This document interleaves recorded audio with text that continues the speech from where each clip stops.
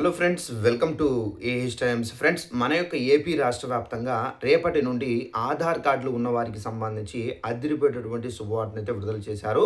అయితే ఆ శుభవార్త ఏంటి, దానికి సంబంధించినటువంటి పూర్తి వివరాలు మీకు ఎక్స్ప్లెయిన్ అయితే చేస్తాను. ఈ వీడియో మీకు నచ్చినట్టయితే లైక్ చేసుకొని, ఛానల్ ఎవరైనా సబ్స్క్రైబ్ చేసుకోకుండా మన వీడియోలు చూస్తుంటే కనుక వెంటనే ఛానల్ కూడా సబ్స్క్రైబ్ చేసుకొని ఫాలో అవుతానండి.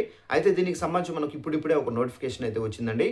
ఒకసారి ఆ నోటిఫికేషన్లో ఏమేమి డీటెయిల్స్ ఉంటాయి ఏంటి, దానికి సంబంధించి ఎక్స్ప్లెయిన్ అయితే చేస్తాను. ఇక్కడ చూసుకున్నట్లయితే మన యొక్క ఏపీ రాష్ట్ర వ్యాప్తంగా మనకు ఆధార్ కార్డులకు సంబంధించి కొన్ని మార్పులు అయితే చేశారు. అయితే ఆ మార్పులు ఏంటని చూసుకున్నట్లయితే మనకు ఏపీలో ఇక్కడ చిన్నారులు పెరుగుతున్న కొద్దీ వారి యొక్క శారీరక మార్పుల వల్ల వేలిముద్రలు, కనుపాప, అలాగే ఐరిష్ వంటి బయోమెట్రిక్ వివరాల్లో మార్పులు రావడం సహజము.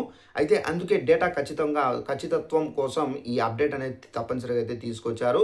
ఇక గడువు తేదీ చూసుకున్నట్లయితే మనకు ఈ ఉచిత సేవ వచ్చేసి 2026 సెప్టెంబర్ 30వ తేదీ వరకు మీకు అందుబాటులో అయితే ఉండబోతుంది. ఎవరికి వర్తిస్తుందంటే 5 ఏళ్ల నుండి 17 ఏళ్ల లోపు వయసు ఉన్నటువంటి పిల్లలందరికీ ఇదైతే వర్తిస్తుంది. సో ఇది ఎందుకు ఏంటనేది మీకు ఎక్స్ప్లెయిన్ చేస్తానండి. ఏమి అప్డేట్ చేసుకోవాలంటే వేలిముద్రలు అంటే ఫింగర్ ప్రింట్స్, కనుపాప స్కాను అంటే ఐరిష్ స్కాను మరియు తాజా ఫోటోను అప్డేట్ అయితే చేయాల్సి అయితే ఉంటుంది. సో ఫ్రెండ్స్, మీకు ఇక్కడ క్లారిటీగా అర్థమవుతుంది. సో ఇక్కడ మనకి ఏంటంటే 5 సంవత్సరాల నుండి అంటే 5 ఇయర్స్ కంప్లీట్ అయి ఉండి 17 ఇయర్స్ లోపు ఎవరైతే పిల్లలు ఉన్నారో వీరందరికీ సంబంధించి బయోమెట్రిక్ ప్లస్ ఏంటంటే ఐరిష్, సో మనకు కనుపాపలతో స్కాన్ అనేది ఫొటోస్ అనేది అప్డేట్ అనేది చేయాల్సి అయితే ఉంటుంది. ఛార్జీలు అనేది మనకు నిర్ణీత గడువుల్లోపు అప్డేట్ చేసుకుంటే కనుక ఎటువంటి మీరు రుసుము అనేది చెల్లించాల్సిన అవసరం అయితే లేదు.